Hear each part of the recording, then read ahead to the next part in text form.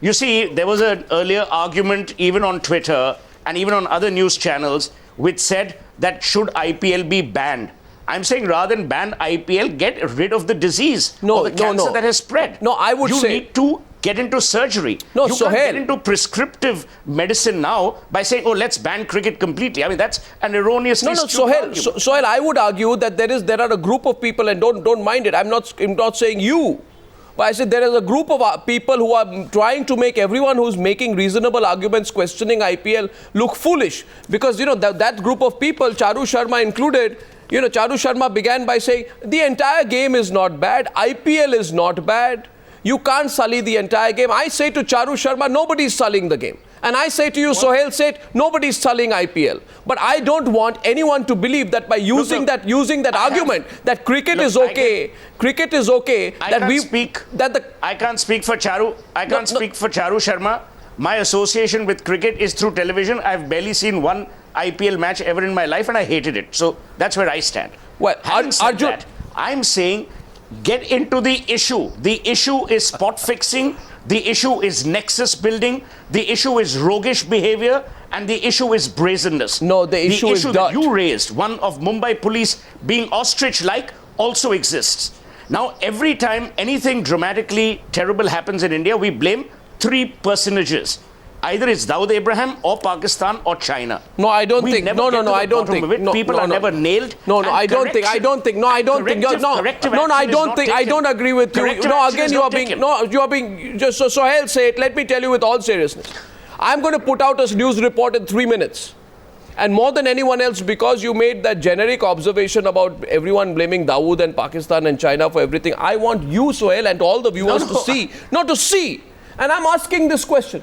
In this country, you have Dawood, the most wanted man's brother, telling you that 3 players have sold their nation.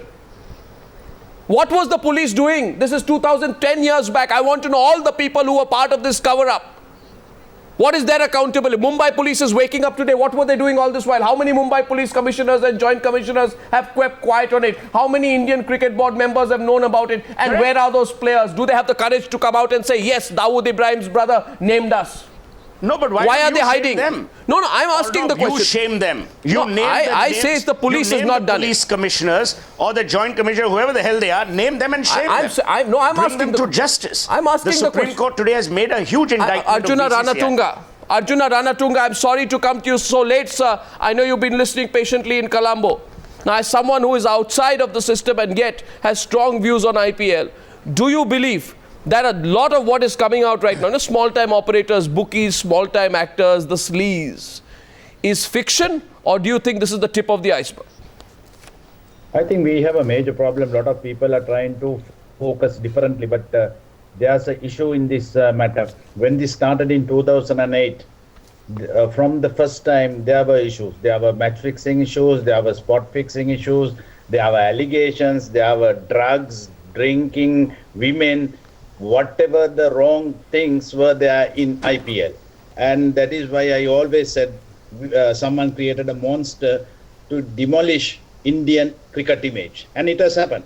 No one can cover up that because someone has made a breeding grounds to do all these unwanted things for the cricketers. You can't blame only the cricketers. Why all these franchises of money people gets involved in this? I'm sure that there are issues. I think we have got hold of a lot of credit should go to the Indian Delhi police, but this is a small fish. I'm sure the big fish are still in the sea.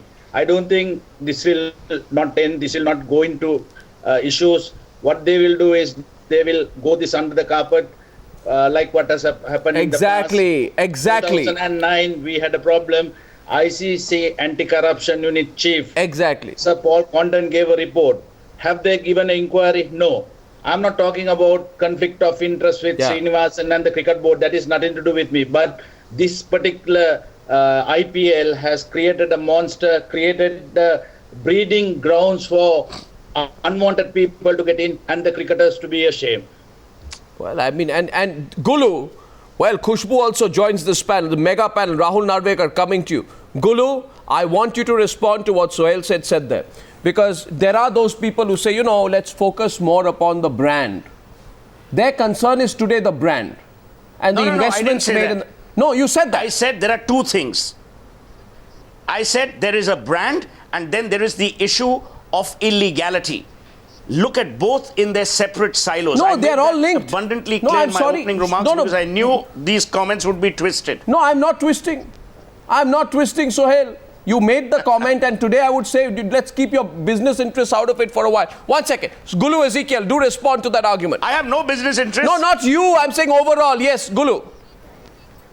Arnab, actually, it's interesting that Sohail should mention the brand image. And I have a lot of regard for Sohail as far as branding goes. He's obviously a numero uno in the country as far as that is concerned. You know that today, just a couple of hours before I entered your studio, the Pune Chargers, which is owned by Sahara India, have pulled out of the IPL.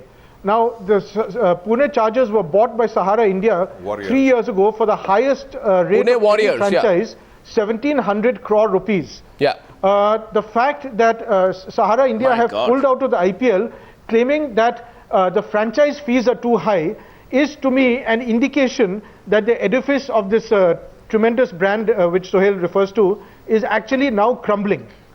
And the fact that Sahara, the most expensive franchise, has announced they're pulling out from next season is really the thin edge of the wedge. Okay, that's as far as branding is concerned.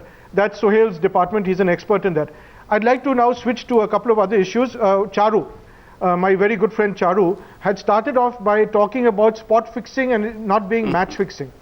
Now, we know that Chandela, one of the bowlers who has been arrested, conceded 14 runs in 1 over. And in that particular match, his team, Rajasthan Royals, lost the match by 14 runs. Now, 3 years ago, when the Pakistanis were arrested for spot fixing for bowling a no ball or wide or whatever in a test match, 1 no ball or wide is not going to change the course of a test match, 5-day match. But 1 expensive over, as Charu well knows, exactly, is pivotal in when you're talking about 20-over cricket. Okay, that's number 2. Third point, you've got an expert on branding like Sohail, you've got an expert on cricket like Charu, you've also got the queen of Bollywood journalism on your show, Shobha Dey. Shobha, goes back decades as far as Bollywood is concerned.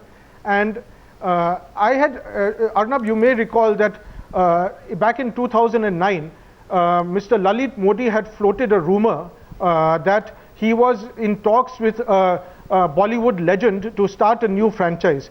On your channel 4 years ago, Arnab, on an phone interview, I had put out this warning that IPL is making a huge mistake by getting involved with the entertainment industry, because the entertainment industry, as Shobha has said, has known links to various nefarious activities.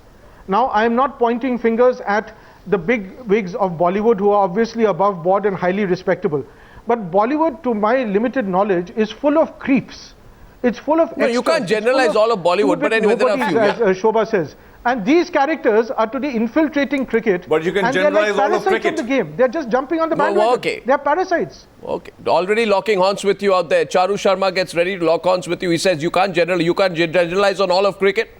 Okay, Shobha, you want to add something to this? What he's saying is that this mix. I understand this is he said an unhealthy mix. Well, it has always been that way, but I have to add that in the old days, the honey traps were not the honey traps as we know them now.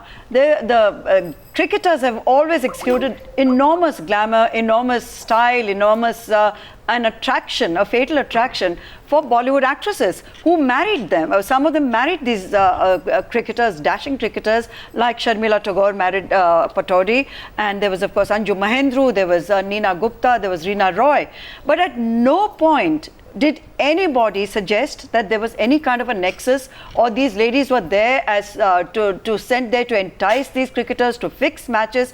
It was a question of glamour, attracting glamour and success. Today, it's a different story. Today, these ladies are planted so that they can be very active participants in the rot that has set in. And I refuse to believe and I refuse to concede that the people at the BCCI, the top levels, they are not aware of this. And it's also very they turned a blind eye. You think they turned a blind eye? They knew about it, they turned a blind eye. I would say, Arnab, I'd go as far as to say that they've co-opted senior players, senior journalists, senior former captains into the system, who are on their payroll, who have made it all somehow kosher, who have legitimized all of this knowingly and for big bucks, big returns. It's all about corruption, money and rot. So let's not get away from that. Absolutely. And let's not try and whitewash it. Yeah. And let's not talk about 2 eggs and 3 eggs. The entire basket is My rotten. question is simply this, and you know the big exclusive is coming up. Rahul Narvekar, I'm sorry to come to you late.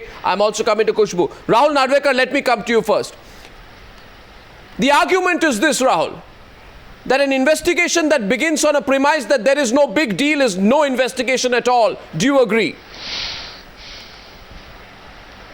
Well, Arnav, at the outset, I would like to state that none of us need to be surprised with the outcome of what has happened over the last 2 days.